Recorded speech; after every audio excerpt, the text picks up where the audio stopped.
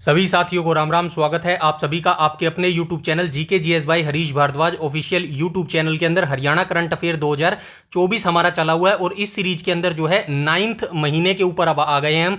सितंबर महीने का current affair जो है कंप्लीट आज की वीडियो में हम करने वाले हैं। कल वीडियो नहीं आ पाई थी क्योंकि कल मेरे को थोड़ा सा पर्सनली काम हो गया था, इस वजह से जो है वीडियो नहीं आ पाई थी। बट आपको घबराने की जरूरत नहीं है, हमारा पूरा सिलेबस जो है बिल्कुल टाइम टू टाइम चला हुआ है। सारे प्रैक्टिस सेट जो आने वाले हैं वो भी टाइम टू टाइम चला हुआ है। और जो मैंने 4 प्लेलिस्ट आपको बोली थी भाई, मैंने आपको बोला था ना कि 4 प्लेलिस्ट हमारी जो है मेन अभी बाकी है। जैसे कि इकोनॉमी के 500 क्वेश्चन हो गए, आर्ट एंड कल्चर के हो गए, इकोनॉमी के हो गए और आईपीसी सीआरपीसी हो गए। डोंट वरी, घबराने की जरूरत नहीं है, ये भी टाइम टू टाइम अपनी चल रही हैं। पीछे से बैक एंड में मैं इनके ऊपर काम कर रहा हूं और जो इकोनॉमी की सीरीज है ना वो बहुत जल्द जो है खत्म होने वाली है। 500 क्वेश्चन जो है इसके कंप्लीट होने वाले हैं और बहुत जल्द जो है इसको भी हम पब्लिश कर देंगे मेरे भाई, ठीक है। हरियाणा करंट अफेयर की उम्मीद करता हूं 2025 वाला जब हमारा शुरू होगा ना, इस वीक जो है ये खत्म हो जाएगा 2024 वाला, और अगले वीक से जो हम शुरू करेंगे ना हरियाणा करंट अफेयर 2025 वाला, उसके साथ एक और प्लेलिस्ट में जोड़ दूंगा, उसका भी शेड्यूल लगा देंगे। इकोनॉमी के टॉप 500 क्वेश्चन हम स्टार्ट कर देंगे मेरे भाई, ठीक है। और इसका टाइमिंग मेरे हिसाब से जो है अभी हमारा जो है टाइम क्या चल रहा है, रात को 8 बजे आती है भाई, ठीक है। रात को 8 बजे हरियाणा करंट अफेयर की वीडियो आती है और जो दूसरी वीडियो आएगी इकोनॉमी के टॉप 500 क्वेश्चन हम देखने वाले हैं, उसका जो है टाइम हम क्या रखेंगे, रात के 9:30 बजे रखेंगे मेरे भाई, ठीक है। मेरे हिसाब से ये टाइम सभी के लिए जो है अवेलेबल होगा। कोई इस समय जो है बिजी नहीं होता होगा। अगर ऑफिशियल काम की बात करें तो अनऑफिशियल तो देखो लगे रहते हो, आपकी फोन ऑफ फ्रेंड रात को ही जो है चैटिंग रहती है, उसको थोड़ा सा डिले कर लेना भाई। जो है सरकारी नौकरी का सवाल है और सरकारी नौकरी लगोगे ना तभी जाके हाँ होने वाली है, उसके परिवार की भी, अदरवाइज जो है आप समझते हो, ठीक है ना। तो ये सारी चीजें हो गई और सारी चीजें मैंने ऑलरेडी आपको बता रखी है। कोई भी आप सीरीज देख रहे हो मैटर नहीं करता, ठीक है। पूरा बैच मैंने आपको यहां पर दे दिया है 60 मार्क्स का बनाकर मेरे भाई, जिसके अंदर सारी प्लेलिस्ट आपको मिल जाएगी। India GK, Haryana GK, current affair, national current affair, science, computer, agriculture, everything मिल जाएगा मेरे भाई, ठीक है ना। तो इस सीरीज को कोई भी अगर आप सीरीज स्टार्ट करते हो ना, मैं नहीं कहता कि आप पहले इंडिया जीके स्टार्ट करो, पहले आप हरियाणा जीके स्टार्ट करो, पहले आप साइंस स्टार्ट करो, कोई दिक्कत नहीं है। आप कोई भी सीरीज स्टार्ट कर लो, लेकिन शुरुआत आपको एक से करनी पड़ेगी और लास्ट तक जाना पड़ेगा सीक्वेंस वाइज, तभी जाके उस पूरी प्लेलिस्ट का आपको बेनिफिट होगा, तभी उसका जो है आउटपुट आपको आपके एग्जाम में देखने को मिलेगा। रैंडमली आप प्लेलिस्ट देख सकते हो लेकिन रैंडमली आप वीडियोस नहीं देख सकते, ये मेरा पर्सनल सजेशन है मेरे भाई, ठीक है। यहां तक सारी चीजें समझ आई, आई होप समझ आ गई होंगी। उसके अलावा सारी प्लेलिस्ट आपको कहां पर मिल जाएगी, वीडियो के डिस्क्रिप्शन में जो है आपको सारी प्लेलिस्ट का लिंक मिल जाएगा और वीडियो के डिस्क्रिप्शन में आपको टेलीग्राम चैनल का भी लिंक मिल जाएगा, वहां से टेलीग्राम चैनल ज्वाइन कर लेना मेरे भाई। सारी जो अपडेट्स हैं, सारे क्वेश्चन पेपर्स हैं, सारी जो है पीडीएफ, वो सारी जो है टेलीग्राम पर ही प्रोवाइड करवाई जाती है। इसके अलावा बस एक लास्ट चीज, अगर आपका कोई भी डाउट है, कोई भी आपकी क्वेरी है या कोई भी आप सजेशन देना चाहते हैं एचएसएससी के रिगार्डिंग या किसी के भी रिगार्डिंग, तो डेफिनेटली आप कमेंट सेक्शन में कमेंट करके बता सकते हैं। तो चलिए आज सितंबर महीने का जो है करंट अफेयर हम स्टार्ट कर रहे हैं। क्वेश्चन नंबर फर्स्ट कह रहा है, भारत निर्वाचन आयोग ने हरियाणा विधानसभा चुनाव के लिए मतदान की तारीख 1 अक्टूबर से बढ़ाकर क्या कर दी थी। तो पहले ये 1 अक्टूबर जो है निर्धारित की गई थी हरियाणा विधानसभा 2024 की डेट मेरे भाई। इसके बाद जो है इसको 4 दिन आगे बढ़ा दिया गया था, तो इसको जो है 5 अक्टूबर जो है इसकी डेट कर दी गई थी मेरे भाई, ठीक है। तो राइट ऑप्शन नंबर बी हो जाएगा। भारत निर्वाचन आयोग ने हरियाणा विधानसभा चुनावों के लिए मतदान की तारीख में बदलाव किया, अब 1 अक्टूबर के बजाय 5 अक्टूबर 2024 को मतदान होगा। इसके साथ ही मतगणना की तारीख भी 4 अक्टूबर से बढ़ाकर 8 अक्टूबर जो है कर दी गई है। मैं फिर से कह रहा हूं, अगर किसी भाई को यह बहम हो ना कि ये क्वेश्चन जो कर रखे हैं ये क्वेश्चन तो हल्के हैं या फिर मेरा जो है करंट अफेयर हो उसका, तो उसको जो है एक बार मैं अपना पर्सनल सजेशन बोल रहा हूं, बड़ा भाई या छोटा भाई समझ के मान लेना। अगर आपने जो हरियाणा करंट अफेयर है या नेशनल करंट अफेयर कर चुके हैं ना, तो इस सीरीज को आप सिर्फ रिवीजन के हिसाब से करो और इससे बेटर रिवीजन मुझे नहीं लगता आपकी हो पाएगी मेरे भाई, ठीक है। ऑनेस्टली बोल रहा हूं, दिल से बोल रहा हूं, कोई अपनी जो है प्लेलिस्ट की या किसी की बड़ाई नहीं कर रहा हूं, मेरा तो यही मानना है, बाकी आपकी मर्जी है मेरे भाई, ठीक है। रिवीजन के हिसाब से ये बहुत ही बढ़िया प्लेलिस्ट है और अगर आपने नहीं पढ़ा है अभी तक हरियाणा करंट अफेयर, तो डेफिनेटली तब तो आपको ये पूरा पढ़ना ही पढ़ना पड़ेगा मेरे भाई। आई बात समझ में। 2024 का कर लेना। अब कुछ बच्चों के दिक्कत होती है कि भाई 2024 का हम क्यों करें ना, भाई 2025 और 2026 का ही आएगा मेरे भाई। एक चीज आपको बता देता हूं कि देखो, बहस करने का तो कोई मतलब नहीं है, मैं आपसे कुछ कहूंगा आप मुझसे कहोगे ये चीजें कभी खत्म नहीं होती हैं, समझ रहे हैं? जो आपको बोल रहा हूं कुछ सोच समझ के ही बोल रहा होगा, क्योंकि आपसे 2-3-4 साल बड़ा ही होगा मेरे भाई, ठीक है? तो जहां पे आप हो ना वहां से मैं 2-3-4 साल पहले निकल चुका हूं, मुझे पता है, इसीलिए बोल रहा हूं। बाकी तो आप स्वतंत्र हैं, आपका दिमाग है, जो आपका इंटरेस्ट है, जिसमें आपको पसंद है वही आप करो, डेफिनेटली है। लेकिन मेरा काम है आपको बताना, आप सेफ साइड लेके चलो, 2024 को कर लो। और कर लोगे तो क्या हो जाएगा यार, 12 महीने का करंट अफेयर मात्र मैं 12 क्लासेस में कर रहा हूं, तो क्या 12 क्लासेस आप नहीं कर लोगे? ऐसा तो है नहीं कि 12 क्लासेस आप कर लोगे तो आपका कोई जो है करोड़ों घंटे खर्च हो जाएंगे या फिर कुछ ऐसा हो जाएगा। सिर्फ 12 ही क्लासेस तो करनी है। हो सकता है अगर 12 क्लासेस आप कर लो, एक दिन की एक क्लास करो, वैसे 1 घंटे की एक क्लास होती है, 12 क्लासेस कर लो और मान के चलो 1 से 2 क्वेश्चन इसमें से आ गया, फिर क्या करोगे मेरे भाई? फंस जाओगे ना। तो इसीलिए बोलता हूं सेफ साइड मान के चलो। वो तो जो आप बोल रहे हो ना 2025-26 का करंट अफेयर आता है, ये यहां पे लिखा 2000, वो तो भाई जो सिलेबस फिक्स करके देते हैं ना, हर सब्जेक्ट का सिलेबस फिक्स करके देते हैं, सिलेबस की छोड़ो हर टॉपिक फिक्स करके देते हैं कि भाई ये टॉपिक हम पूछेंगे और यहीं से आएगा मेरे भाई, ठीक है? 1% तो वहां पे भी जो है अनसर्टेनिटी रहती है, यानी कि 1% तो वहां पर भी जो है अनप्रेडिक्टेबल रहती है कि 1-2 क्वेश्चन जो है आइड साइड हो जाते हैं मेरे भाई, और होते भी हर एग्जाम में, ठीक है? लेकिन 99% वहां से पूछता है। लेकिन हरियाणा ने तो ऐसी सब्जेक्ट का फिक्स ही नहीं कर रखा, बस उसने तो लिख रखा है India GK, Haryana GK, science, computer. अब ये सब्जेक्ट अपने आप में संपूर्ण है मेरे भाई। साइंस कितनी पढ़ोगे, खत्म ही नहीं होगी। कंप्यूटर कितना पढ़ोगे, एडवांस खत्म नहीं होगा ऑनेस्टली। जो स्टैटिक होता है ना कंप्यूटर, वो तो खत्म हो जाएगा, 4-5 टॉपिक्स में खत्म हो जाएगा। एक्सेल ले लो, स्प्रेडशीट ले लो, वर्ड ले लो, ठीक है? जो बेसिक कंप्यूटर होता है। लेकिन जो एडवांस की आप बात करोगे, एडवांस तो कभी खत्म नहीं होता, डेली उसके अपडेट्स आते रहते हैं, कितना पढ़ोगे बताओ? तो इसीलिए बोल रहा हूं मेरे भाई, ठीक है? विश्वास होना एक अच्छी चीज है, आत्मविश्वास होना भी अच्छी चीज है, लेकिन ओवर कॉन्फिडेंस मत रखना मेरे भाई कि 2024-25 जो 2025-26 का ही आगा मैं तो यही करके जाऊंगा। ये आपका ओवर कॉन्फिडेंस है। मेरा मानने की है 12 महीने का, यानी कि 2024 का कर लेना, बाकी आपकी मर्जी है, ठीक है? क्वेश्चन नंबर फर्स्ट हो गया। नेक्स्ट पर चलते हैं, क्वेश्चन नंबर सेकंड को देख लेते हैं। क्वेश्चन नंबर सेकंड बोल रहा है, हरियाणा में मतदान की तारीख बदलने का मुख्य कारण किस समुदाय का आसोज अमावस्या उत्सव है? मतलब कि अभी हमने ऊपर वाले क्वेश्चन में क्या देखा, 1 अक्टूबर से बढ़ाकर भारतीय विधानसभा चुनाव की डेट 5 अक्टूबर कर दी गई थी, 2024 की ये बात है, याद रखना। अब ये जो बदलाव किया गया था चुनाव की तारीखों में, ये क्यों किया गया था? तो एक समुदाय का जो है उत्सव उस समय चल रहा था, और उस उत्सव का नाम था अमावस्या उत्सव मेरे भाई, ठीक है? आसोज अमावस्या उत्सव उस जो है उत्सव का नाम था। और ये किस समाज का था मेरे भाई? तो ये बिश्नोई समाज का था मेरे भाई, ठीक है? Right option option number B हो जाएगा। बिश्नोई समुदाय के लोग आसोज अमावस्या उत्सव के दौरान राजस्थान की यात्रा करते हैं। इस उत्सव में अनेक गुरु जम्बेश्वर की याद में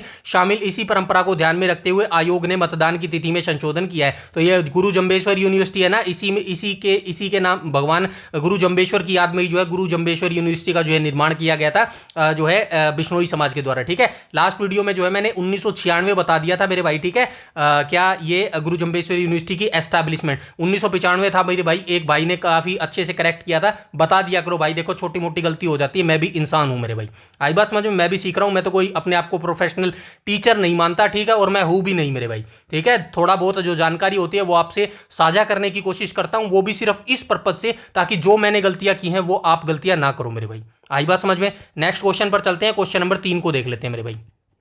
3 बोल रहा है, हाल ही में हरियाणा हरित घोषणा पत्र 2024 किस समूह द्वारा विकसित किया गया? तो हरियाणा हरित घोषणा पत्र 2024 जो है किस समूह के द्वारा जो है विकसित किया गया था? तो पीपल फॉर अरावली के द्वारा जो है इसको विकसित किया गया था मेरे भाई। राज्य में बढ़ते पर्यावरणीय संकट के जवाब में पीपुल्स फॉर अरावली समूह ने इस घोषणा पत्र की पहल की है। यह दस्तावेज 17 जिलों के ग्रामीण और शहरी हितधारकों से इनपुट एकत्र करने के बाद जो है तैयार किया गया है मेरे भाई, ठीक है? Right option option number B हो जाएगा क्वेश्चन नंबर 3 का मेरे भाई।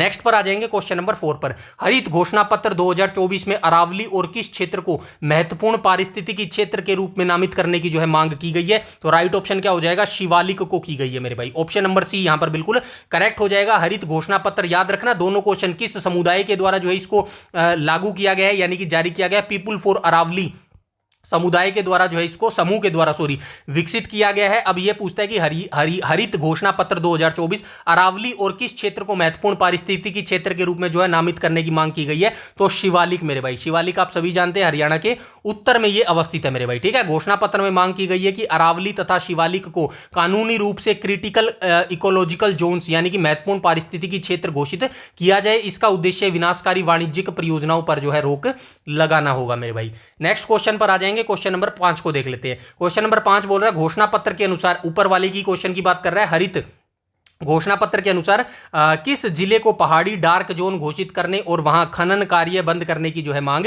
की गई है? तो राइट ऑप्शन जो है महेंद्रगढ़ हो जाएगा मेरे भाई, ठीक है। इस घोषणा पत्र के अनुसार आपने देखा ना, अभी शिवालिक और अरावली की बात की गई है। अरावली कहां पर है? हरियाणा के दक्षिण हरियाणा में है, और जो शिवालिक है वो हरियाणा के उत्तर में स्थित है। तो यहां पर यह पूछ रहे हैं कि हरित घोषणा पत्र अनुसार 2024 के अनुसार किस जिले की पहाड़ी को डार्क जोन घोषित किया गया? तो डार्क जोन आप सभी जानते हैं महेंद्रगढ़ कहां पर है, एक सेकंड, महेंद्रगढ़ कहां पर है? तो महेंद्रगढ़ कैसे लिखेंगे रे? ऐसे ही लिखेंगे ना, ठीक है, कर लेना यार, ठीक है। महेंद्रगढ़ जो है कहां पर है? ये दक्षिण हरियाणा का एक जिला है मेरे भाई, और इसी की जो है इसी के अंदर जो है घोषित किया गया पहाड़ी डार्क जोन मेरे भाई, ठीक है। यहां से देख लेते हैं, महेंद्रगढ़ जिले में भूजल स्तर बहुत नीचे चला गया है, इसी कारण इसे पहाड़ी डार्क जोन घोषित करने और पत्थर तोड़ने व खनन के सभी कार्य बंद करने की जो है मांग की गई है मेरे भाई, ठीक है। डेवलपमेंट के चक्कर में जो है हम अंधाधुंध विनाश कर रहे हैं, किसका? पृथ्वी का। नहीं, हम अपने आप का विनाश कर रहे हैं मेरे भाई।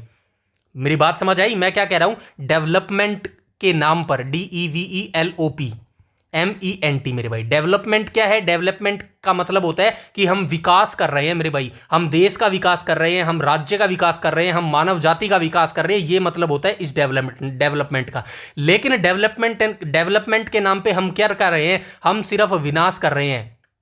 किसका विनाश कर रहे हैं? पृथ्वी का विनाश कर रहे हैं मेरे भाई, पृथ्वी का विनाश कर रहे हैं, नेचर का विनाश कर रहे हैं, प्रकृति का विनाश कर रहे हैं मेरे भाई, ठीक है, प्रकृति का विनाश कर रहे हैं। और याद रखना, हमारा जो अस्तित्व है ना, एक पूरा मानव जाति का जो अस्तित्व है वो पृथ्वी से है, वो प्रकृति से है मेरे भाई। प्रकृति ने हमें बनाया है, और यकीन मानना एक दिन प्रकृति ही हमें तबाह कर देगी, विनाश कर देगी, और कोई भी टेक्नोलॉजी उस दिन काम नहीं आएगी मेरे भाई। अगर समय रहते इन पेड़ों को नहीं संभाला गया, ग्लेशियरों को नहीं संभाला गया, प्लास्टिक को नहीं संभाला गया, तो डेफिनेटली आने वाले बहुत जल्द जो है प्रलयकारी चीजें हमें देखने को मिल सकती है मेरे भाई, ठीक है। नेक्स्ट क्वेश्चन पर आ जाएंगे, क्वेश्चन नंबर 6 को देख लेंगे। और मेरा आपसे निवेदन है, जो भी भाई बंधु ये वीडियो देख रहे हैं ना, तो अभी मानसून का महीना चला हुआ है मेरे भाई, ठीक है। मैं नहीं कहता कि आपको 12 महीने एक पेड़ लगाना है और उसकी देखरेख करनी है, नहीं। मानसून में जो पेड़ लगाते हो ना, वो डेफिनेटली अपने आप उग जाता है मेरे भाई, ठीक है। बस 4-5 दिन बारिश का पानी उसको चाहिए होता है, उसके बाद वो अपने आप ग्रोथ पकड़ लेता है। तो मेरा यही मानना है, अपने घर के आसपास या जहां पर भी आपको लगे, तो वहां पर मेरे भाई एक पेड़ लगा देना प्लीज, ठीक है। बाकी आपकी मर्जी है। नेक्स्ट क्वेश्चन पर आ जाएंगे, क्वेश्चन नंबर 6 पर। क्वेश्चन नंबर 6 बोल रहा है, हरित घोषणा पत्र में अगले 4 वर्षों के भीतर हरियाणा के वन और वृक्ष आवरण को कितने प्रतिशत बढ़ाने का जो है लक्ष्य रखा गया है? ये जो है 10% बढ़ाने का जो है लक्ष्य रखा गया। एक ही क्वेश्चन चल रहा है, ये हरित घोषणा पत्र 2024, सारी चीजें आपको याद रखनी है। जरूरी नहीं है कि आपसे तीसरा, चौथा या पांचवा, छठा क्वेश्चन पूछेगा, कोई भी लाइन उठाकर आपको दे देगा मेरे भाई, ठीक है ना। तो यहां पे देख लेते हैं, हरित घोषणा पत्र 2024 पत्रों में वनों के संरक्षण की मांग की गई है। इसके तहत कार्य योजना लागू कर अगले 4 वर्ष के भीतर राज्य के वन और वृक्ष आवरण को बढ़ाकर 10% तक ले जाने का जो है लक्ष्य प्रस्तावित किया गया है मेरे भाई, ठीक है। नेक्स्ट पर आ जाएंगे, क्वेश्चन नंबर 7 पर। हरियाणा में फसल विविधीकरण को बढ़ावा देने के लिए किस योजना के तहत जो है प्रयास किए जा रहे हैं? तो हरियाणा में फसल विविधीकरण को बढ़ावा देने के लिए जो है मेरी फसल मेरा ब्यौरा, ठीक है, इस योजना के तहत जो है प्रयास किए जा रहे हैं। हरियाणा में धान गेहूं के चक्कर से हटकर फसल विविधीकरण को बढ़ावा दिया जा रहा है। इसके लिए भावांतर भरपाई योजना के तहत बाजरा, सरसों और सूरजमुखी जैसी फसलों पर एमएसपी खरीद और मूल्य कमी भुगतान सुनिश्चित जो है किया जाता है मेरे भाई, ठीक है। तो मैंने क्या बता दिया, मेरा फसल मेरा ब्यौरा बता दिया गया, ठीक है। क्वेश्चन नंबर 7 का जो है राइट ऑप्शन नंबर सी हो जाएगा भाई, ठीक है। सॉरी, इस चीज के लिए मैं माफी चाहता हूं, हो जाती है गलती है कई बार, ठीक है। तो BBY का मतलब क्या हो जाएगा? भावांतर भरपाई योजना हो जाएगा। आप फटाफट जो है आप मुझे इसका जो है एस्टैब्लिशमेंट ईयर बता दो कि भावांतर भरपाई योजना जो है किस वर्ष शुरू की गई थी। बाकी डोंट वरी, घबराने की जरूरत नहीं है, ये सारी मैं एक ही वीडियो के अंदर दे दूंगा, ठीक है। कैसे लिखेंगे वीडियो? ऐसे लिखेंगे, ठीक है। एक ही वीडियो के अंदर जो है हरियाणा की जितनी भी योजनाएं है ना, जितनी मैक्सिमम मुझे मिल पाएगी हरियाणा की सरकारी ऑफिशियल वेबसाइट पर या फिर पोर्टल पर, वो सारी मैं ले आऊंगा एक वीडियो में, ठीक है ना। बस पेशेंस रखो, अपनी तैयारी करते रहो। तो क्वेश्चन नंबर 7 का राइट ऑप्शन नंबर सी हो जाएगा मेरे भाई, ठीक है।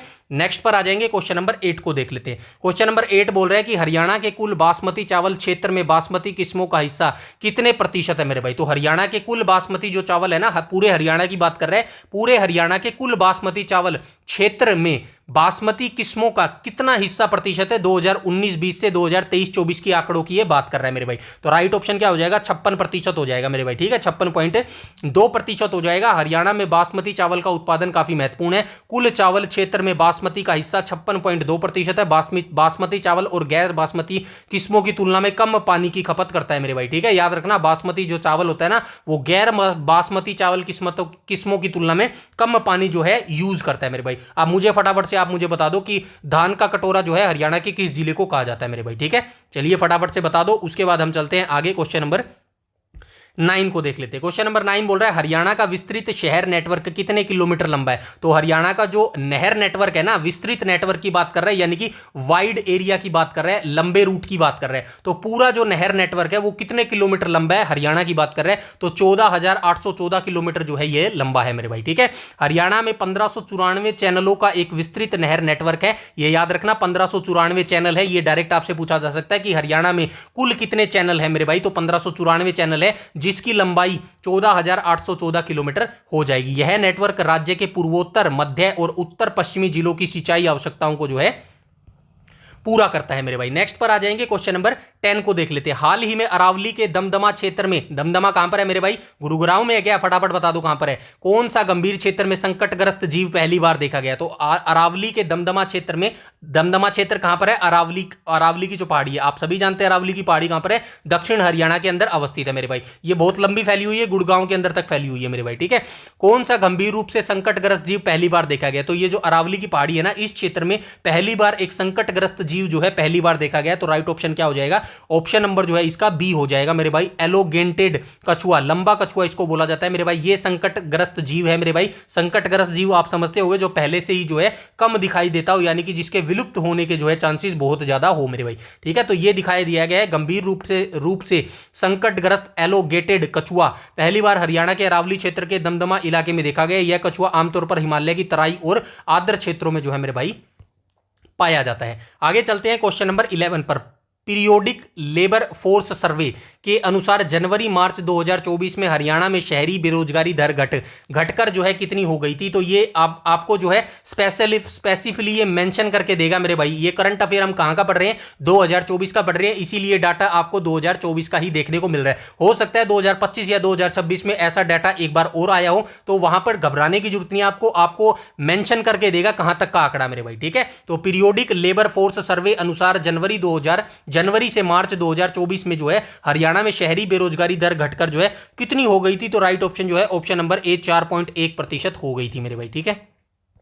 आगे देख लेते हैं जनवरी मार्च 2024 के PLFS आंकड़ों के अनुसार 15 वर्षों से अधिक आयु वालों के लिए शहरी बेरोजगारी दर 2023 के 8.8% से घटकर 4.1% हो गई है। यह वर्तमान में राष्ट्रीय औसत 6.7% से भी नीचे है मेरे भाई। चलो इसके ऊपर थोड़ा सा बात करते हैं। वैसे जो है वीडियो तो लंबी हो जाएगी, कोई नहीं, बात करनी जरूरी है। अब ये जो आंकड़ा है ना, ये आंकड़ा सरकार खुद तय करती है मेरे भाई। हमें थोड़ी पता है कि यार बेरोजगारी कम हुई है, हमें तो ये पता है कि यार मैं तो 2018 में भी बेरोजगार था, 2022 में भी बेरोजगार हूँ, 2026 में भी बेरोजगार हूँ। तो मेरे को तो यही लग रहा है बेरोजगारी तो बढ़ रही है। और ये सिर्फ मैं अपनी बात नहीं कर रहा, मोस्टली चीजों की बात कर रहा हूँ, क्योंकि आप अपने आसपास भी देखना यार कितने बंदे लगे हैं और कितने जो है बेरोजगार हुए हैं मेरे भाई। अभी एक डाटा और आपको बता देता हूं, आप न्यूज़ देखते होंगे तो आपको पता होगा। अमेरिका की न्यूज़ है मेरे भाई। अमेरिका क्या कर रहा है, अमेरिका जो है भारतीय नागरिकों को डिपोर्ट कर रहा है, ठीक है, डिपोर्ट कर रहा है का मतलब समझते हो, आई होप आप समझ रहे होगे। यानी कि जो भारत के लोग दिहाड़ी मजदूरी या कोई भी काम करने के लिए अमेरिका गए हैं ना, वहां के लोगों को जो है दोबारा भारत भेज दिया गया। कुछ लोगों के तो ऐसे कारण थे जो रीजनेबल कारण नहीं थे, फिर भी उनको जो है भारत डिपोर्ट किया जा रहा है। और इसकी मेन वजह पता है क्या है, जो वर्तमान में सरकार हाथ जोड़कर खड़ी हो रखी है ना अमेरिका के आगे, जी आप ही माई बाप हो, जी आप ही मेरे जो है करदाता हो, जी आप ही कुछ करो। जब तक ये जो सीक्वेंस हमने बना रखा है ना कि ये हाथ जोड़ने वाली, मान लेते हैं इंदिरा गांधी के अंदर भी गलतियां थी, मैं किसी की बड़ाई नहीं करता ना ही किसी की बुराई करता, हाँ, लेकिन जो फॉरेन पॉलिसी थी ना इंदिरा गांधी की, वो बिल्कुल सटीक थी और बिल्कुल स्पष्ट थी। उस मामले में मैं बिल्कुल कहना चाहूंगा कि इंदिरा गांधी सच में आयरन लेडी थी मेरे भाई। हाथ जोड़ने की बजाय उनके मुंह पर कह के आई थी कि हमारे देश की जिम्मेदारी है, हमारे देश का जो काम है कोई और ना बताए हमें कि कैसे करना है मेरे भाई। लेकिन वर्तमान में यही है ना, पैसा इतना हावी हो गया है कि हम हाथ जोड़ के खड़े हो जाते हैं, माई बाप आप ही कुछ करो, ठीक है। तो ये हमारा दुर्भाग्य है मेरे भाई जो हम इस समाज में जी रहे हैं।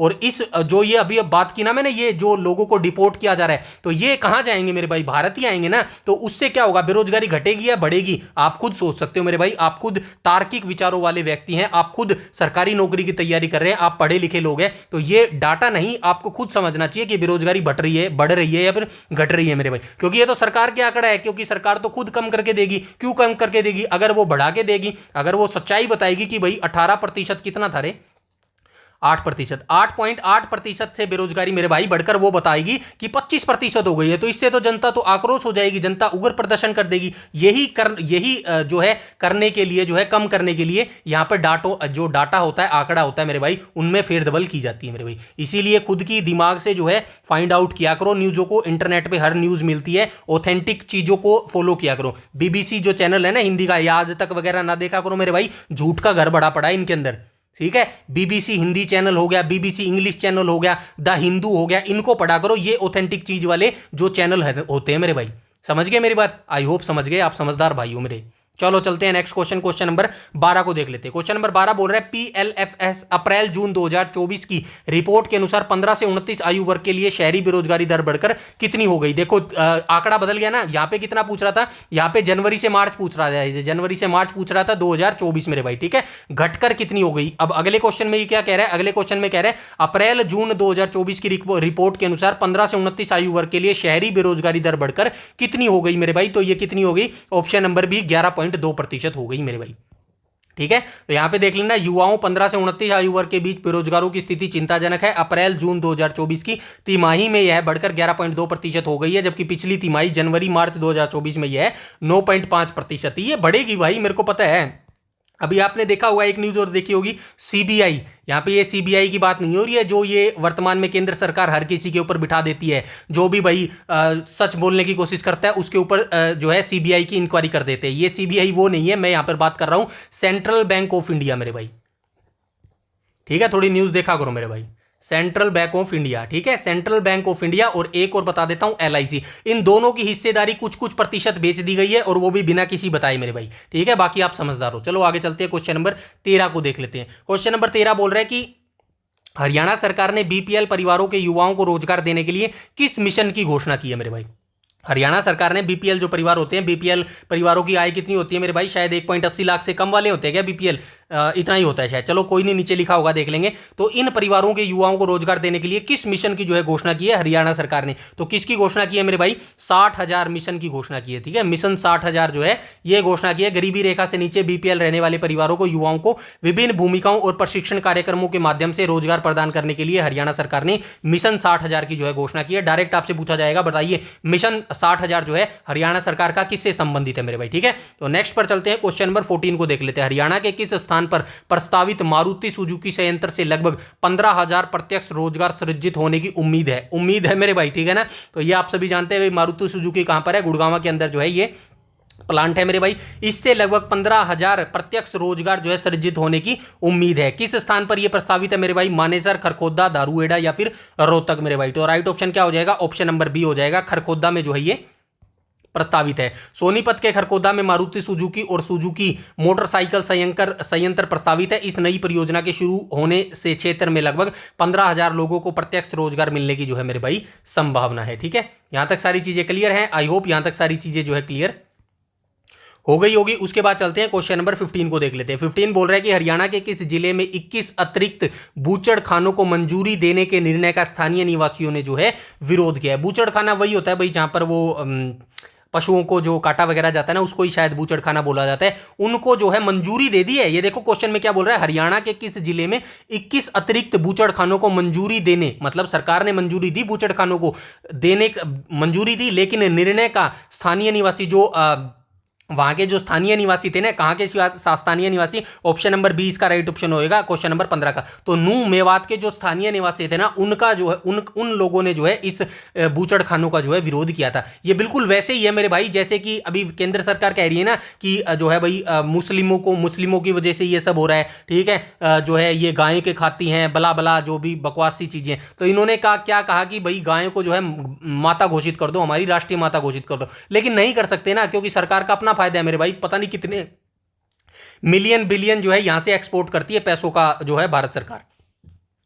चलो यहां से पढ़ लेना। नूह जिले में 21 नए बूचड़खानों को मंजूरी मिलने पर स्थानीय लोगों ने आक्रोश व्यक्त किया। पर्यावरण और स्वास्थ्य संबंधी चिंताओं को लेकर निवासियों ने राष्ट्रीय हरित अधिकरण का जो है दरवाजा खटखटाया मेरे भाई, ठीक है। आगे आ जाएंगे क्वेश्चन नंबर 16 को।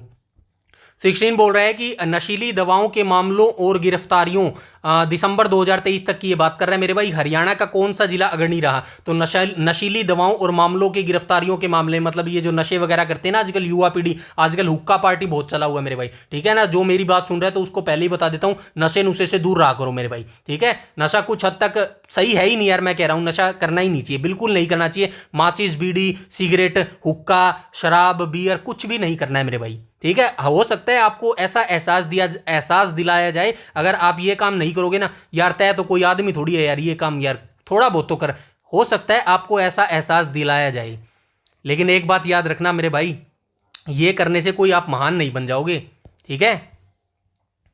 क्या नहीं बन जाओगे? महान नहीं बन जाओगे। गलत काम तो कोई भी कर सकता है, ये गलत ही काम है, बीड़ी पीना, सिगरेट पीना। आप अपने माँ बाप के आगे पी के दिखाना, पी सकते हो क्या? एक आधा तो फिर भी होगा ऐसा जलील आदमी, ठीक है ना, लेकिन ये गलत काम है मेरे भाई, और गलत काम करने में टाइम नहीं लगता, मेहनत नहीं लगती, दम नहीं लगता। ये मेहनत हो गया, दम हो गया, ये किस में लगता है? सही काम करने में लगता है, ठीक है। चलो तो राइट ऑप्शन क्या हो जाएगा? ऑप्शन नंबर बी हो जाएगा। तो सिरसा जिले के अंदर नशीली दवाओं के मामले और गिरफ्तारियों दिसंबर 2023 तक जो है हरियाणा का जिला अग्रणी रहा मेरे भाई, ठीक है। तो यहां से आप देख लेना, हरियाणा पुलिस के द्वारा एफआईआर और गिरफ्तारियों के मामले में सिरसा जिला सबसे आगे रहा। यहाँ 582 मामले दर्ज किए गए और 766 गिरफ्तारियां की गई। पूरे राज्य में 14 करोड़ रुपए की ड्रग्स और शराब जो है जब्त की गई मेरे भाई। ये याद रखना, पूरे हरियाणा में जो है दिसंबर 2023 के आंकड़े के अनुसार जो है 14 करोड़ रुपए की ड्रग्स और शराब जो है ये जब्त की गई मेरे भाई। क्वेश्चन नंबर 17 को देख लेते हैं। क्वेश्चन नंबर 17 बोल रहा है, हरियाणा राज्य नारकोटिक्स कंट्रोल ब्यूरो के द्वारा किशोरों की नशे की लत से दूर रखने के लिए कौन सी परियोजना जो है शुरू की गई है? चक्रव्यूह द एस्केप रूम जो है ये शुरू किया गया है मेरे भाई, ठीक है। आगे आ जाते हैं, क्वेश्चन नंबर 18 को देख लेते हैं। 18 बोला है, वर्ष 2024 के डायमंड लीग फाइनल में नीरज चोपड़ा ने कौन सा स्थान प्राप्त किया था? तो ये 2024 में डायमंड लीग फाइनल जो है प्रतियोगिता हुई थी, इसके अंदर फाइनल में नीरज चोपड़ा ने जो है कौन सा स्थान प्राप्त किया था? दूसरा स्थान जो है ये प्राप्त किया था मेरे भाई, ठीक है। यहां से आप पढ़ लेना, डायमंड लीग 2024 फाइनल में दूसरे स्थान पर रहे थे। वह केवल 1 सेंटीमीटर के अंतर से शीर्ष स्थान स्वर्ण पदक से चूक गए थे। उन्होंने 87.86 मीटर का जो है थ्रो मेरे भाई किया था मेरे भाई, ठीक है, ठीक है। नेक्स्ट पर आ जाएंगे, क्वेश्चन नंबर 19 को देख लेते हैं। 19 बोल रहे हैं, डायमंड लीग फाइनल 2024 का आयोजन कहां किया गया था? तो ये कहां किया गया था? ब्रसेल्स बेल्जियम के अंदर जो है ये किया गया था। वर्ष 2024 की डायमंड लीग का फाइनल मुकाबला 13 और 14 सितंबर को बेल्जियम के ब्रसेल्स में जो है संपन्न हुआ था। नीरज चोपड़ा लगातार दूसरी बार जो है उपविजेता दूसरे स्थान पर रहे थे मेरे भाई। क्वेश्चन नंबर 20 को देख लेते हैं। हरियाणा विधानसभा को हाल ही में किस अनुच्छेद के तहत राज्यपाल द्वारा भंग कर दिया गया? तो हरियाणा विधानसभा को जो है आप सभी जानते हैं इलेक्शनों के समय 2024 में जो है भंग कर दिया गया था राज्यपाल के द्वारा। तो किस अनुच्छेद के तहत जो है राज्यपाल के द्वारा इनको जो है भंग कर दिया गया था विधानसभा को? तो राइट ऑप्शन क्या हो जाएगा? ऑप्शन नंबर बी, अनुच्छेद 174(2)(b) के तहत जो है ये राज्यपाल के द्वारा भंग कर दिया गया था। राज्यपाल ने मुख्यमंत्री और मंत्रिपरिषद की सिफारिश पर संविधान के अनुच्छेद 174(2)(b) के तहत विधानसभा जो है भंग की। इसका उद्देश्य 13 मार्च की अंतिम बैठक के 6 महीने के भीतर अनिवार्य सत्र बुलाने की संवैधानिक आवश्यकता को टालना था मेरे भाई, ठीक है। आगे आ जाएंगे क्वेश्चन नंबर 21 पर। हरियाणा के सकल राज्य मूल्यवर्धन में कृषि की हिस्सेदारी लगभग कितने प्रतिशत है? 2022-23 के आंकड़ों के अनुसार ये पूछ रहा है। तो राइट ऑप्शन क्या हो जाएगा? ऑप्शन नंबर बी, 18% जो है ये हिस्सेदारी है। हरियाणा की अर्थव्यवस्था में कृषि एक महत्वपूर्ण स्तंभ है मेरे भाई। याद रखना, जो हरियाणा की जो इकोनॉमी है ना, हरियाणा की मैं यहाँ पर बात कर रहा हूँ मेरे भाई, वैसे एग्रीकल्चर जो है पूरे भारत में भी जो है ऊपर ही मिलेगा। तो हरियाणा की जो अर्थव्यवस्था है ना टोटल, उसके अंदर जो है कृषि एक महत्वपूर्ण स्तंभ है मेरे भाई। वर्ष 2022-23 के आंकड़े बोलते हैं कि राज्य के GSVP VA में कृषि का योगदान लगभग 18% रहा मेरे भाई। तो इसको हमें जो है और सुनियोजित करना चाहिए, इसको जो है हमें और व्यवस्थित करना चाहिए, किसानों को हमें जो है और प्रोत्साहन देना चाहिए जिससे वो और अच्छा कर सके मेरे भाई। और प्रोत्साहन कैसे दिया जाएगा? जब उनकी फसल का जो है अच्छा प्राइस उनको मिल पाएगा मेरे भाई। ठीक है, किसान तो जो है मेरे भाई फांसी खा रहे हैं ब्याज की दरों पर मेरे भाई, और ये स्कूलों को बंद कर रहे हैं। मतलब दो ही चीज मेन होती है मेरे हिसाब से ग्रोथ करने के लिए, एक तो एग्रीकल्चर किसी भी देश को चलाने के लिए, खाने के लिए तो चाहिए ना, खाना क्या खाओगे, AI थोड़ी खाओगे। ठीक है, और दूसरा चाहिए स्कूल मेरे भाई। स्कूल जब देश के अंदर अच्छे होंगे, स्कूली शिक्षा अच्छी होगी, उसके अंदर पाठ्यक्रम अच्छा होगा, तो आपका जो युवा होगा ना वो ऑटोमेटिकली ग्रोथ करेगा। और आपका युवा अगर ऑटोमेटिकली ग्रोथ करेगा तो बताने की जरूरत नहीं है, देश अपने आप भागेगा मेरे भाई, चलेगा नहीं फिर भागेगा देश। ठीक है, ना कि ये कावड़ यात्रा में फूल बरसा दिए। ठीक है ना, समझ गए ना मैं क्या कहना चाह रहा हूँ। कावड़ की यात्रा जो अभी कुछ दिन पहले हुई थी उनके ऊपर फूल बरसा दिए, कावड़ की यात्रा के दौरान यूपी के स्कूल बंद कर दिए गए, इनकी वजह से। चलो यार छोड़ो, आगे चलते हैं, क्वेश्चन नंबर 22 को देख लेते हैं। क्वेश्चन नंबर 22 क्या बोल रहा है कि NSSO के आंकड़ों के अनुसार हरियाणा में कृषि परिवारों की औसत मासिक आय जो है लगभग कितनी है? तो जो है NSS के आंकड़े हैं, इनके अनुसार जो हरियाणा में कृषि परिवार है ना, इनकी मासिक आय यानी कि लगभग मंथली इनकम कितनी है मेरे भाई? 1500 रुपये, 1800 रुपये, 23,000 रुपये या फिर 28,000 रुपये। राइट ऑप्शन क्या हो जाएगा? ऑप्शन नंबर बी हो जाएगा। ठीक है, क्वेश्चन नंबर 22 का राइट ऑप्शन नंबर सी हो जाएगा मेरे भाई, 23,000 हो जाएगा। ठीक है ना।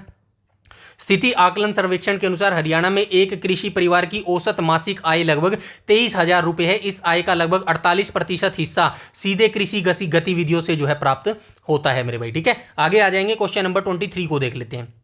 23 बोल रहे हैं हरियाणा में वायु गुणवत्ता की निगरानी के लिए कितने सतत परिवेशी वायु गुणवत्ता निगरानी स्टेशन जो है स्थापित किए गए हैं? 29 निगरानी स्टेशन जो है ये स्थापित किए गए हैं मेरे भाई। ठीक है, राज्य में प्रदूषण पर नियंत्रण के लिए 29 CAAQMS स्टेशन जो है स्थापित किए गए हैं, जिसमें 21 अकेले NCR क्षेत्र में है। इसके अतिरिक्त पूरे राज्य में 46 मैनुअल स्टेशन भी जो है काम कर रहे हैं मेरे भाई। ठीक है, आगे आ जाएंगे क्वेश्चन नंबर 24 पर। वर्ष 1966 में हरियाणा के गठन के बाद से अब तक कुल कितनी महिलाएं विधानसभा के लिए चुनी गई है मेरे भाई? ठीक है, तो पहली विधानसभा स्पीकर कौन थी ये फटाफट आप मुझे कमेंट सेक्शन में कमेंट करके बता दीजिएगा। तो ये क्वेश्चन पूछ रहा है कि 1966 सॉरी, आप सभी जानते हैं 1 नवंबर 1966 को जो है हरियाणा जो है अलग राज्य बन गया था मेरे भाई। और 1 नवंबर 1966 से वर्तमान, ठीक है, ये करंट अफेयर 2024 का है ना, तो तब तक की ये बात कर रहा है, क्योंकि उसके बाद तो विधानसभा इलेक्शन भी नहीं हुए ना, आगे जाके होंगे, 29 में होंगे। ठीक है, तो अब तक कुल कितनी महिलाएं जो है विधानसभा के लिए चुनी गई है? तो कुल कितनी महिलाएं जो है विधानसभा के लिए चुनी गई है मेरे भाई? तो 87 महिलाएं जो ये चुनी गई, स्टैटिक डाटा है, याद रखना मेरे भाई। ठीक है, हरियाणा की राजनीति में महिलाओं का प्रतिनिधित्व कम रहा है। 1966 में अब तक केवल 87 महिलाएं ही विधायक बन पाई हैं। वर्ष 2014 में सबसे अधिक 13 महिलाओं ने जो है चुनाव जीता था मेरे भाई। ये चीज याद रखना, क्योंकि हरियाणा में आज भी जो है स्त्रियां है ना मेरे भाई, महिला जो है, यहां पे एक लाइन लिखी गई है, इसको ध्यान से देखना, क्या है? हरियाणा की राजनीति में महिलाओं का प्रतिनिधित्व कम रहा है। ये लाइन बहुत सारी चीजों को जस्टिफाई करती है मेरे भाई। इसका क्या मतलब है? इसका मतलब ये है आज भी हमारा जो देश है या फिर हमारा राज्य है ना हरियाणा, वो क्या है? उसको बोला जाता है पुरुष प्रधान देश मेरे भाई। ठीक है, पुरुष प्रधान देश बोला जाता है। और यहाँ पर पुरुषों की मानसिकता बहुत ही निचले स्तर पर है। मैं नहीं कहता कि हर चीज में देखो पुरुषों को ही दोष देना चाहिए, ठीक है, हर जगह भाई अपनी अपनी है, कई जगह महिला भी, खैर मैं वो बात ही नहीं कर रहा, मैं यहाँ पर जो है बढ़ावा देने की बात कर रहा हूँ भाई। तो वो इसलिए है मेरे भाई क्योंकि पुरुष, हरियाणा के जो पुरुष है ना, वो थोड़ा सा ऐसे समझते हैं कि हमारी महिला थोड़ी नौकरी करेगी यार, ठीक है ना, उनको थोड़ा सा ओड सा लगता है मेरे भाई। ठीक है, चलो कोई बात नहीं, आगे चलते हैं, क्वेश्चन नंबर 25 को देख लेते हैं। क्वेश्चन नंबर 25 बोल रहा है 2024 के विधानसभा चुनाव में जुलाना सीट से कौन सी प्रसिद्ध कुश्ती खिलाड़ी जो है चुनाव लड़ रही है? तो ये 2024 का है, आप सभी को पता होगा भाई। 25 का right option Vinesh Phogat, option number B हो जाएगा मेरे भाई। ठीक है, आगे चलते हैं, क्वेश्चन नंबर 26 को देख लेते हैं। क्वेश्चन नंबर 26 बोल रहे हैं, ये एक बार देख लेना मेरे भाई। ठीक है, क्वेश्चन नंबर 26 कह रहा है कि हरियाणा में राष्ट्रीय राजमार्ग परियोजना के तहत सोनीपत से जींद के बीच कौन सा नेशनल हाईवे जो है बनाया जा रहा है? तो NH 352A जो है ये बनाया जा रहा है। क्वेश्चन नंबर 26 का राइट ऑप्शन नंबर सी हो जाएगा हमारा। 352A राष्ट्रीय राजमार्ग सोनीपत और जींद के बीच यात्रा को सुगम बनाता है। इसकी कुल लंबाई 80 किलोमीटर है। इसे 2 खंडों सोनीपत गोहाना और गोहाना जींद में जो है विभाजित किया गया है। ये इंपॉर्टेंट क्वेश्चन है, याद रखना मेरे भाई। ठीक है, नेक्स्ट पर आ जाएंगे, क्वेश्चन नंबर 27 को देख लेते हैं। क्वेश्चन नंबर 27 बोल रहा है हरियाणा सरकार केंद्रीय सड़क निधि योजना के तहत किस राज्य राजमार्ग पर 170 करोड़ रुपए खर्च कर रही है? तो जींद पानीपत पर जो है ये खर्च कर रही है। ऑप्शन नंबर बी करेक्ट हो जाएगा क्वेश्चन नंबर 27 का। डायरेक्ट आपसे पूछा जा सकता है, बताइए जींद पानीपत ठीक है। डायरेक्ट आपसे क्वेश्चन कैसा पूछा जाएगा, बताइए हरियाणा सरकार जो है किस योजना के तहत जो है राज्य मार्ग नाम देगा आपको जींद पानीपत पर 170 करोड़ रुपए खर्च कर रही है, तो आप बताएंगे केंद्रीय सड़क निधि योजना के तहत जो है ऐसा कर रही है। जींद और पानीपत के बीच बेहतर कनेक्टिविटी प्रदान करने के लिए हरियाणा सरकार केंद्रीय सड़क निधि योजना के तहत 170 करोड़ रुपए जो है इसका निवेश कर रही है मेरे भाई। ठीक है, पता नहीं यार, मेरे को तो समझ नहीं आता, यात्रा एक दिन लेट हो जाएगी तो क्या कुछ हो जाएगा क्या? एक दिन की मैं बात कर रहा हूं, आप थोड़ा सा दिमाग लगा के सोचो, यहां पे कितने रुपए दिए गए? 170 करोड़ रुपए दिए गए हैं मेरे भाई।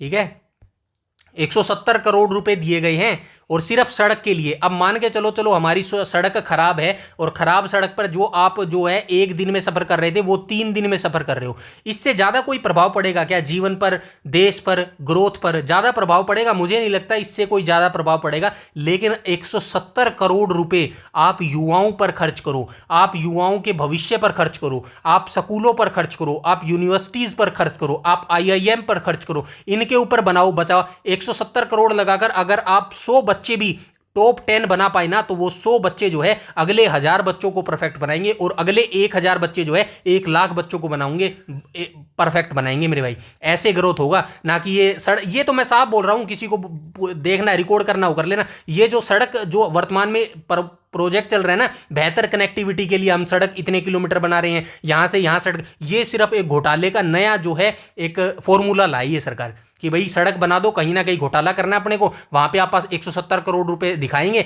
लेकिन काम सिर्फ 70 करोड़ का भी नहीं करेंगे। यहां पर ये घोटाले वाली चीजें हैं, ये साफ कहना सूखी रहना। मैं तो बोलता हूं कर दो बैन, मैं तो अच्छी बात है, यहाँ पे बैन कर दोगे चैनल, अच्छी बात है भाई, कोई और काम कर लेंगे। चलो क्वेश्चन नंबर 28 को देखते हैं। क्वेश्चन नंबर 28 बोल रहे हैं कि राजनीतिक दलों द्वारा अक्सर इस्तेमाल किया जाने वाला शब्द है छत्तीस बिरादरी मेरे भाई। ठीक है, तो आपने देखा होगा राजनीतिक जो पार्टीज होती है ना, वो अक्सर इस शब्द का प्रयोग किया जाते हैं छत्तीस बिरादरी मेरे भाई। मूल रूप से किस भाषा के शब्द ब्रादर से लिया गया है? तो ये एक ब्रादर शब्द है। किस भाषा का ये जो ब्रादर शब्द है? तो right option option number C हो जाएगा। फारसी भाषा का जो है ये शब्द है भाई ब्रादर, इसी से लिया गया है छत्तीस बिरादरी मेरे भाई। ठीक है, याद रखना, यहां से आप पढ़ लेना, बिरादरी शब्द फारसी के बरादर से निकलता है जिसका अर्थ भाईचारा या कबीला होता है। अफगानिस्तानी देखिए ना, हमारा बिरादर है ये, उस तरफ का ये। ठीक है ना, तो ये चीज याद रखना। हरियाणा की राजनीति में यह शब्द जाति समूहों के बीच में एकता और समर्थन का दर्शाता है मेरे भाई। ठीक है, चलो आगे चलते हैं। बोलने के लिए बहुत कुछ है मेरे पास, बस मैं बोलता ही नहीं हूं। खैर चलो, पढ़ाई करने आए हैं हम, उसी पे फोकस करना चाहिए, मेरा यही मकसद रहता है। क्वेश्चन नंबर 29 को देख लो। चलो ठीक है, पंजाब एवं हरियाणा उच्च न्यायालय वर्तमान में स्वीकृत 85 न्यायाधीशों के स्थान पर कितने न्यायाधीशों के साथ जो है कार्य कर रहा है? तो पंजाब एवं जो हरियाणा उच्च न्यायालय आप सभी जानते हैं, चंडीगढ़ में हाईकोर्ट है हमारा, ये वर्तमान में स्वीकृत, इनकी संख्या कितनी है? स्वीकृत जो न्यायाधीशों की संख्या है ना वो 85 है, लेकिन वर्तमान में ये कितने न्यायाधीशों पर काम कर रहा है? तो राइट ऑप्शन जो है ऑप्शन नंबर कितना हो जाएगा? क्वेश्चन नंबर 29 का right option option number B हो जाएगा, 54 हो जाएगा। आप देख लो, न्याय जो प्रणाली हमारी क्यों कमजोर है, क्यों जो है कहते हैं ना कि जो न्याय मिलने में वो डिले हो रहा है, क्यों हो रहा है? संख्या 85 है, काम सिर्फ 54 ही कर रहे हैं, क्यों नहीं बढ़ा रहे भाई? इसको ये भी बता दो, क्यों नहीं बढ़ा रहे इनको? ज़्यादा से ज़्यादा आप भर्ती करो, ज़्यादा से ज़्यादा आप अच्छे तरीके से कॉलेज में ला डिग्री उनकी क्रिएट करो, रोजगार उत्पन्न होएगा तो जजों की संख्या और न्यायाधीशों की संख्या जो है बढ़ेगी। वो बढ़ेगी तो भाई जो लंबित मामले हैं, कई सालों से जो लंबित मामले पड़े हैं, कई बार मैंने देखा है, और ये सच्चाई बातें हैं दोस्तों, कई बार जो ऐसे मामले भी होते हैं कई कि अभी तो मैंने कुछ टाइम देखा मेरे भाई, जो है एक बंदा यूपी का था, वो बंदा यूपी का बंदा पूरे जिंदगी वो जेल में रहा, लास्ट में पता चला भाई उसने तो कोई जुर्म ही नहीं किया। बताओ, ये हमारी जो है न्यायपालिका है मेरे भाई, ये न्यायपालिका है हमारी।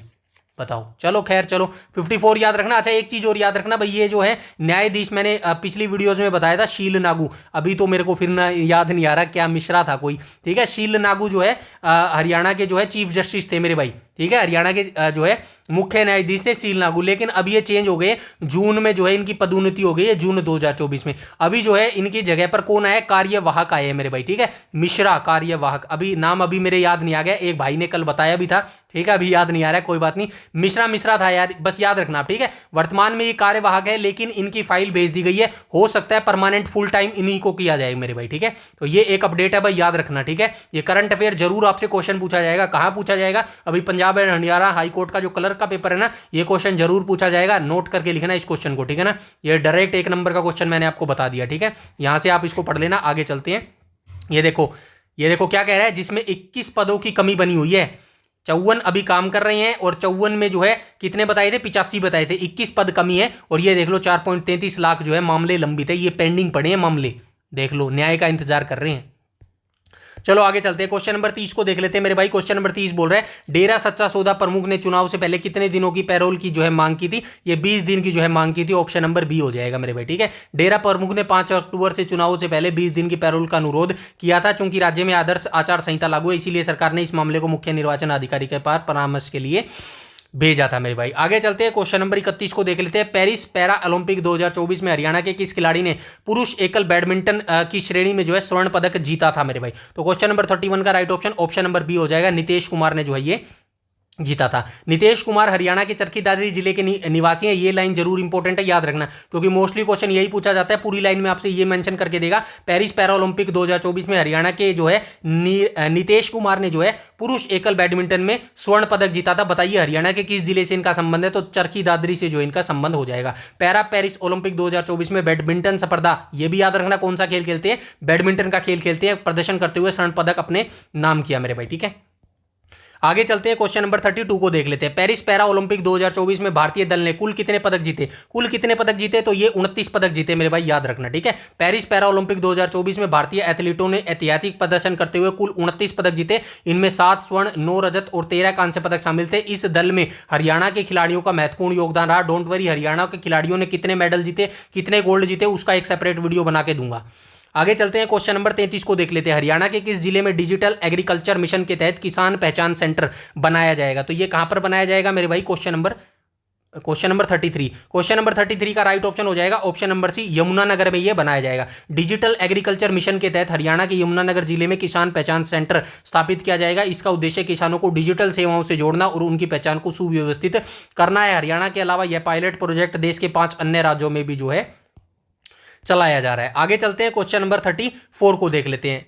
6th फूड सेफ्टी इंडेक्स 2023-24 में हरियाणा को देश भर में कौन सा स्थान मिला है, तो राइट ऑप्शन क्या हो जाएगा, ऑप्शन नंबर बी हो जाएगा, 16वां स्थान मिला है। याद रखना, मेंशन करके देगा छठे फूड सेफ्टी, हो सकता है कि 7वां 2025 में आया हो और 8वां जो है 2026 में आ चुका होगा। अगर आया होगा तो डोंट वरी, अगले करंट अफेयर में हम उसको कर लेंगे मेरे भाई, ठीक है। तो 6th फूड सेफ्टी इंडेक्स 2023-24 में जो है हरियाणा पूरे देश भर में किस रैंक में रहा था, 16वें रैंक पर जो है हरियाणा रहा था मेरे भाई, ठीक है। 6th फूड सेफ्टी इंडेक्स में हरियाणा 16वें स्थान पर रहा था मेरे भाई, ठीक है। ये याद रखना, हरियाणा इस रैंकिंग में 20वें स्थान पर था। कब था, 2022-23 में मेरे भाई, ठीक है। 23-24 में 16वें स्थान पर है और 22-23 में जो है 20वें स्थान पर था, जिसमें इस बार सुधार दर्ज किया गया। केरल इस सूची में जो है पहले स्थान पर है मेरे भाई, ठीक है।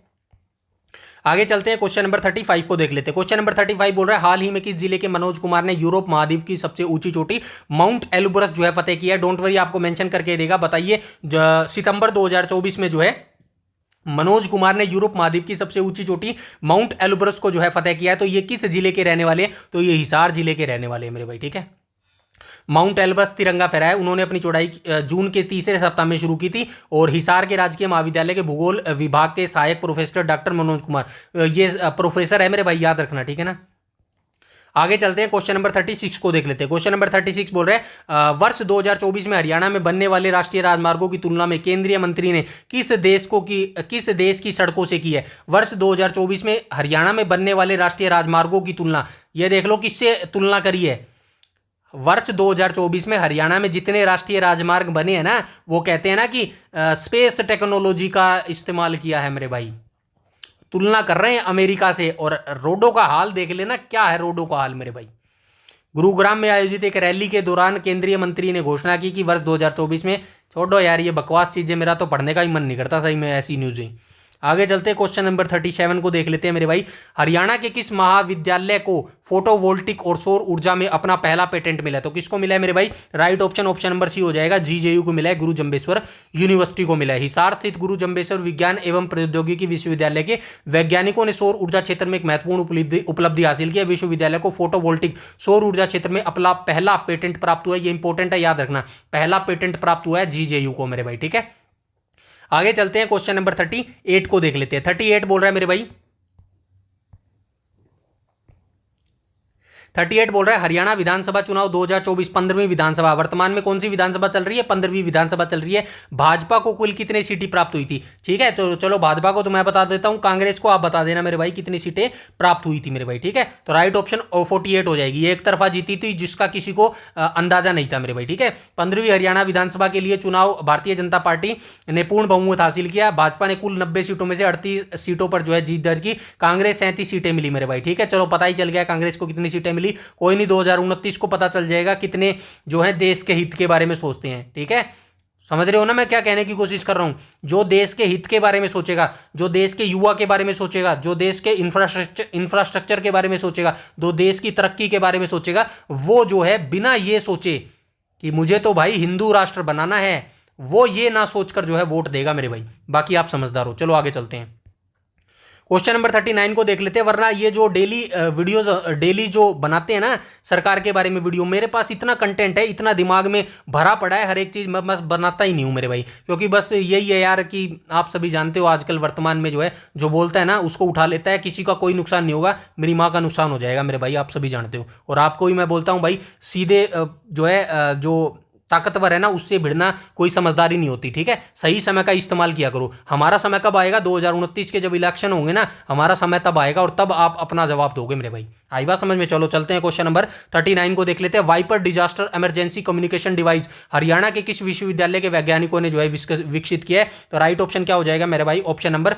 बी हो जाएगा, यानी कि जीजेयू के वैज्ञानिकों ने जो है इसको बनाया है। गुरु जम्बेश्वर विश्वविद्यालय हिसार के वैज्ञानिकों ने आपदा स्थितियों में संचार के लिए Viper disaster emergency communication device तैयार किया है। यह उपकरण आपातकालीन स्थितियों में लोगों की जान बचाने और सुरक्षित संचार बनाए रखने में जो है मदद करेगा। नेक्स्ट क्वेश्चन पर चलते हैं, क्वेश्चन नंबर 40। विधानसभा चुनाव 2024 में हरियाणा के किस जिले में सर्वाधिक मतदान 75.36 जो है दर्ज किया गया? तो राइट ऑप्शन क्या हो जाएगा? ऑप्शन नंबर ए हो जाएगा, सिरसा में सर्वाधिक मतदान जो है दर्ज किया गया था। 2024 के दौरान सिरसा जिले में प्रदेश का सबसे अधिक मतदान प्रतिशत रहा 75.36% जो है वोटिंग हुई थी। इसके विपरीत फरीदाबाद जिले में सबसे कम 56.49% हुआ। दोनों याद रखना, सबसे अधिक और सबसे ज्यादा मेरे भाई। ठीक है, आगे आ जाएंगे क्वेश्चन नंबर 41 पर। पीरियोडिक लेबर फोर्स सर्वे के अनुसार हरियाणा में औसत मासिक सैलरी पेशा आय कितनी है मेरे भाई? तो अभी देख के आए थे। क्वेश्चन नंबर 41 का राइट ऑप्शन क्या हो जाएगा?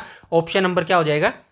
2023-24 की रिपोर्ट के अनुसार हरियाणा में नौकरी पेशा लोगों की औसत मासिक आय, वहां पर किसानों की पूछी थी, याद रखना। सर्वे के अनुसार हरियाणा में औसत मासिक पेशा आय, तो ऊपर जो हमने क्वेश्चन देखा था ना सेम ऐसा ही क्वेश्चन था ना, लेकिन वहां पर किसकी आय पूछी गई थी? वहां पर किसान परिवारों की आय पूछी थी। ठीक है, किसान परिवारों की आय। और यहां पर नौकरी पेशा, जो नौकरी पेशा लोग हैं जो कि नौकरी करते हैं, गवर्नमेंट जॉब हो गई या फिर प्राइवेट जॉब होगी, उसकी बात कर रहा है। ठीक है, तो इनकी पर मंथ सैलरी कितनी है मेरे भाई? इनकी पर मंथ सैलरी हो जाएगी, यहां पे लिखा गया 25,015 रुपए जो है इनकी सैलरी है। ऑप्शन नंबर बी क्लियर हो जाएगा। नेक्स्ट पर चलते हैं, क्वेश्चन नंबर 42 को देख लेते हैं, यानी कि 42 को देख लेते हैं। जींद के छापर गांव के खिलाड़ी दीपक लाठर ने सीनियर नेशनल चैंपियनशिप में कौन सा पदक जीता है? तो कौन सा पदक जीता है मेरे भाई? स्वर्ण पदक जीता है मेरे भाई। ठीक है, तो यह चीज याद रखना, जींद के रहने वाले हैं, छापर गांव के मेरे भाई दीपक लाठर। ठीक है, इन्होंने सीनियर नेशनल चैंपियनशिप में बेहतरीन प्रदर्शन करते हुए स्वर्ण पदक जीता है मेरे भाई। दीपक इससे पहले कॉमनवेल्थ गेम्स में भी पदक जीत चुके हैं और उन्हें भीम अवार्ड से भी सम्मानित किया जा चुका है। आगे चलते हैं, क्वेश्चन नंबर 43 को देख लेते हैं। 15वीं हरियाणा विधानसभा के नवनिर्वाचित मुख्यमंत्री और मंत्रियों का शपथ ग्रहण समारोह कहां पर आयोजित किया गया? पंचकुला में जो है ये आयोजित किया गया था मेरे भाई। ठीक है, आगे चलते हैं, क्वेश्चन नंबर 44 को देख लेते हैं। क्वेश्चन नंबर 44 बोल रहा है हरियाणा विधानसभा चुनाव 2024 के आंकड़ों के अनुसार वर्तमान में हरियाणा में कुल कितने मतदाता है? तो हरियाणा में कुल मतदाता, पूरे हरियाणा की बात कर रहा है मेरे भाई। ठीक है, पूरे हरियाणा, वैसे हरियाणा की जनसंख्या कितनी थी? 251 थी मेरे भाई। ये आंकड़ा कब तक का था? 2021 का था, उसी इलेक्शन की ये बात कर रहे हैं। ठीक है, तो इसके अंदर जो है टोटल हरियाणा में कितने मतदाता था मेरे भाई?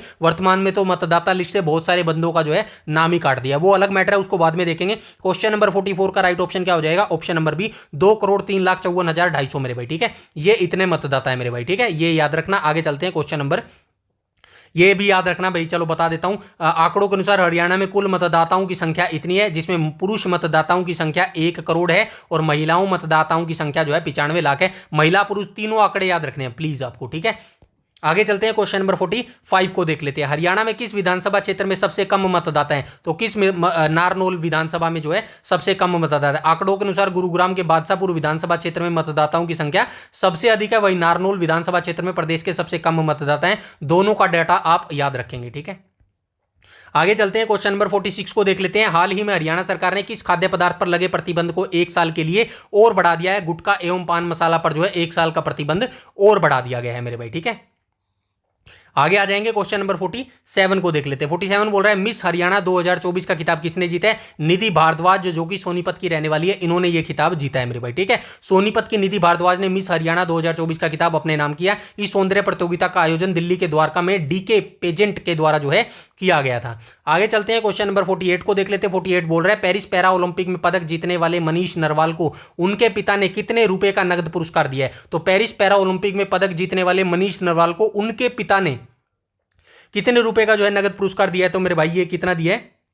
1.5 करोड़ दिया है। फरीदाबाद के मनीष नरवाल ने पेरिस पैरा ओलंपिक में पदक जीतकर देश का मान बढ़ाया। उनकी इस उपलब्धि से खुश होकर उनके पिता ने उनको निजी तौर पर जो है 1.5 करोड़ का जो है निजी उपहार जो है भेंट किया है मेरे भाई, ठीक है। आगे आ जाएंगे, क्वेश्चन नंबर 49 को देख लेते हैं। क्वेश्चन नंबर 49 बोल रहे हैं हाल ही में वायु गुणवत्ता प्रबंधन आयोग के नए अध्यक्ष में किसे नियुक्त किया गया? राजेश शर्मा को किया गया था सितंबर 2024 तक मेरे भाई, ठीक है। सितंबर 2024 तक, वर्तमान 2026 चल रहा है, सितंबर मेरे भाई, ठीक है। सितंबर नहीं चल रहा, अगस्त चल रहा है। तो ये अपडेट कर लेना कि वर्तमान अगस्त 2026 तक क्या वायु गुणवत्ता प्रबंधन आयोग के अध्यक्ष जो है राजेश वर्मा ही है या कोई और है? प्लीज अपडेट करवाना मेरे भाई, ठीक है। आगे चलते हैं, क्वेश्चन नंबर 50 को देख लेते हैं, ठीक है। क्वेश्चन नंबर 50 बोल रहा है कि NIRF रैंकिंग 2024 के अनुसार हरियाणा का कौन सा विश्वविद्यालय कृषि विश्वविद्यालयों की श्रेणी में देश में 7वें स्थान पर रहा? तो राइट ऑप्शन क्या हो जाएगा? ऑप्शन नंबर सी हो जाएगा, CCHAU मेरे भाई, चौधरी चरण सिंह हरियाणा कृषि विश्वविद्यालय हु एस्टेब्लिशमेंट मेरे भाई फरवरी 1970 मेरे भाई, ठीक है। NIRF रैंकिंग 2024 में HAU हिसार ने 63 पॉइंट स्कोर के साथ देश में 7वां स्थान प्राप्त किया। इसी रैंकिंग में करनाल स्थित NDRI, ठीक है, नेशनल डेयरी रिसर्च इंस्टीट्यूट, बता दो इसकी स्थापना कब हुई मेरे भाई, ठीक है। दूसरा स्थान मिला है, दोनों याद रखना मेरे भाई, ठीक है। आगे चलते हैं, क्वेश्चन नंबर 51 को देख लेते हैं। 51 बोल रहा है पेरिस पैरा ओलंपिक 2024 में हरियाणा के नवदीप ने जेवलियन थ्रो F41 श्रेणी में कौन सा पदक जीता है मेरे भाई? कौन सा पदक जीता था? तो इन्होंने स्वर्ण पदक जो है जीता था भाई। नवदीप ने जेवलियन थ्रो में पहले रजत पदक जीता था, लेकिन ईरान के खिलाड़ी सादे बे सियाय के अयोग्य घोषित होने के बाद नवदीप को जो है स्वर्ण पदक बदल गया। उन्होंने यह उपलब्धि F41 श्रेणी में जो है हासिल करी मेरे भाई। आगे देखते हैं, क्वेश्चन नंबर 52 को देख ले। स्पेन में आयोजित अंडर 20 विश्व चैंपियनशिप में हिसार की ज्योति ने कौन सा पदक जीता है? स्वर्ण पदक जीता है। याद रखना, स्पेन में आयोजित की गई थी अंडर 20 विश्व चैंपियनशिप 2024 की ये बात कर रहा है। इसमें जो है स्वर्ण पदक किसने जीता था? ज्योति ने जीता था। और ज्योति कहाँ की रहने वाली है? ज्योति हिसार की रहने वाली है। ये चीज आपको याद रखनी है मेरे भाई, ठीक है। हरियाणा के हिसार जिले की ज्योति ने स्पेन में आयोजित अंडर 20 विश्व कुश्ती चैंपियनशिप में जो है स्वर्ण पदक जीता मेरे भाई। आगे चलते हैं, क्वेश्चन नंबर 53 को देख लेते हैं। क्वेश्चन नंबर 53 बोल रहा है हरियाणा विधानसभा चुनाव 2024 के लिए किस जिले में सर्वाधिक 21 नामांकन किए गए? तो राइट ऑप्शन क्या हो जाएगा? ऑप्शन नंबर बी हो जाएगा, हिसार हो जाएगा मेरे भाई। 15वीं विधानसभा के चुनाव की प्रक्रिया के दौरान हिसार जिले में सबसे अधिक चुनावी नामांकन जो है दर्ज किए गए। चुनावी नामांकन तो समझ रहे होगे ना, मतलब कि मेरे को चुनाव लड़ना है तो मैं जो है नामांकन करवा के आऊंगा। तो सबसे ज्यादा 21 उम्मीदवारों ने जो है चुनाव का नामांकन किया था हिसार जिले से मेरे भाई, ठीक है। आगे आ जाएंगे, क्वेश्चन नंबर 54 को देख लेते हैं। 54 बोल रहा है हरियाणा के सरकारी कर्मचारियों को LTC का लाभ देने के लिए सरकार ने कब तक का एक और मौका दिया है? तो कब तक का एक और मौका दिया था मेरे भाई? Right option, option number B, 31 दिसंबर 2024। आगे चलते हैं, क्वेश्चन नंबर 55 को देख लेते हैं। 63वीं नेशनल ओपन एलीट चैंपियनशिप 2024 में पानीपत के विक्रांत मलिक ने कौन सा पदक जीता मेरे भाई? तो कौन सा पदक जीता? स्वर्ण पदक जो है ये जीता। पानीपत के विक्रांत मलिक ने 63वीं नेशनल ओपन एथलीट चैंपियनशिप में भाला फेंक या अन्य एथलीट स्पर्धा में शानदार प्रदर्शन करते हुए स्वर्ण पदक जो है अपने नाम किया मेरे भाई। आगे चलते हैं, क्वेश्चन नंबर 56 कह रहा है असम में आयोजित सब जूनियर फुटबॉल प्रतियोगिता में हरियाणा की टीम ने कौन सा जो है स्थान प्राप्त किया? तो कौन सा स्थान प्राप्त किया? दूसरा स्थान जो है ये प्राप्त किया। हरियाणा की अंडर 14 राष्ट्रीय सब जूनियर फुटबॉल टीम ने असम में आयोजित प्रतियोगिता में शानदार प्रदर्शन करते हुए फाइनल में जगह बनाई। फाइनल मुकाबले के बाद टीम ने प्रतियोगिता में दूसरा स्थान जो है हासिल किया। 57 को देख लेते हैं, रोहतक जिले के किस खिलाड़ी ने गामा इंटरनेशनल फाइटिंग चैंपियनशिप में अपनी पहली फाइट जीती? तो राइट ऑप्शन क्या हो जाएगा मेरे भाई? ऑप्शन नंबर बी हो जाएगा, संग्राम सिंह ने जीता मेरे भाई। ठीक है, रोहतक के मदीना गांव के रहने वाले मशहूर पहलवान संग्राम सिंह ने जॉर्जिया के तिलिप्सी में आयोजित गामा इंटरनेशनल फाइटिंग चैंपियनशिप में अपनी पहली मिक्स्ड मार्शल आर्ट्स जो है फाइट जीती। वह MMA में प्रवेश करने वाले भारत के पहले पुरुष पहलवान बन गए। मोस्ट इंपॉर्टेंट क्वेश्चन है, याद रखना सारी चीजें डेफिनेटली आपसे पूछा जाएगा। हर एक लाइन याद रखना कि इस खिलाड़ी का नाम क्या है, कहां का रहने वाला है, कहां पर जाकर इसने क्या जीता है मेरे भाई। ठीक है, आगे चलते हैं, क्वेश्चन नंबर 58 को देख लेते हैं। 58 बोल रहा है, सकल राज्य मूल्य संवर्धन में कृषि की हिस्सेदारी के मामले में हरियाणा देश में कौन से स्थान पर रहा है मेरे भाई? तो कौन से स्थान पर रहा है? ऑप्शन नंबर सी, 8वें स्थान पर जो है ये रहा है मेरे भाई। ठीक है, वर्ष 2022-23 के आंकड़ों के अनुसार GSVA में कृषि और संबंध क्षेत्रों की हिस्सेदारी के मामले में हरियाणा देश भर में 8वें स्थान पर रहा। हरियाणा की अर्थव्यवस्था में कृषि का योगदान लगभग 18% है मेरे भाई। ठीक है, आगे चलते हैं, क्वेश्चन नंबर 59। CMIE की रिपोर्ट के अनुसार हरियाणा में बेरोजगारी दर कितने प्रतिशत जो है बताई गई है? तो right option, option number B. हाँ, ये आंकड़ा बिल्कुल सही लग रहा है मेरे को, ऑप्शन नंबर बी 37.4। ये 37.4% ही पहले आंकड़ा आया था, जो ऊपर हमने क्वेश्चन देखे थे ना बेरोजगारी दर के, जो बाद में आंकड़े जारी किए गए कि भाई इसमें कमी आई है, इसमें कमी आई है, ये इस रिपोर्ट के बाद आंकड़े आए थे मेरे भाई। एक्चुअल रिपोर्ट ये मेरे को सही लगी, 37 इतनी मिलेगी, डेफिनेटली मिलेगी आंकड़ों में। ठीक है, उसके बाद चलते हैं भैया आगे। ठीक है, ये पढ़ लेना 3-4 लाइन। लास्ट क्वेश्चन देख लेते हैं आज का, क्वेश्चन नंबर 60 मेरे भाई। ठीक है, क्वेश्चन नंबर 60 बोल रहा है, हरियाणा में कुल कितने प्रतिशत परिवारों का मुख्य व्यवसाय खेती है मेरे भाई। ठीक है, हरियाणा राज्य में जितने टोटल परिवार रहते हैं ना, टोटल प्रतिशत, कितने प्रतिशत परिवार है मुख्य रूप से खेती करते हैं? तो कितने प्रतिशत करते हैं मेरे भाई? ऑप्शन नंबर बी 14.7% करते हैं। और ये डाटा जो है कम होता जा रहा है, जो बहुत ही चिंता का विषय है मेरे भाई, क्योंकि जो किसान है ना वो किसानी छोड़ रहे हैं मेरे भाई। और वो इसलिए छोड़ रहे हैं क्योंकि किसानी में जो है मेहनत लगती है, और वो मेहनत करने के लिए तैयार है। मैं ये नहीं कह रहा कि मेहनत नहीं करने के लिए तैयार, किसान मेहनत करने के लिए तैयार है, लेकिन उसको जो है सही दिशा नहीं दिखाई जा रही, उसको सही उसकी फसल का जो है रेट नहीं मिल पा रहा मेरे भाई। ये आंकड़े हैं। बाकी चलो आज का वीडियो हम यहीं पर समाप्त करते हैं मेरे भाई। ठीक है, आज जो है सितंबर का कंप्लीट करंट अफेयर जो है हमने यहाँ से कर लिया है। आई होप आपको सारी चीज़ें समझ आई होंगी। कोई भी चीज़ यहाँ पर आपको डिफिकल्ट नहीं लगी होगी, प्लीज़ टेलीग्राम चैनल को ज्वाइन कर लेना, क्योंकि सारी PDF जो है वो टेलीग्राम पर ही प्रोवाइड करवाई जाती है। बस मेरे लिए एक काम कर देना, वीडियो को ज़्यादा से ज़्यादा लाइक किया करो, वीडियो को ज़्यादा से ज़्यादा शेयर किया करो, चैनल को ज़्यादा से ज़्यादा शेयर किया करो। जिस भी ग्रुप में आप जुड़े हो, जो भी भाई बहन जो है सीरियस तैयारी कर रहा है, उसके साथ इस वीडियो को जरूर शेयर किया करो। इतनी सी जरूर आपसे रिक्वेस्ट है मेरे भाई। ठीक है, बस इतना ही आज के वीडियो में रखते हैं। कल की क्लास में जो हम अक्टूबर 2024 का करंट अफेयर डिटेल से करेंगे मेरे भाई। तो मिलते हैं कल वाली क्लास में। जय हिंद, जय भारत।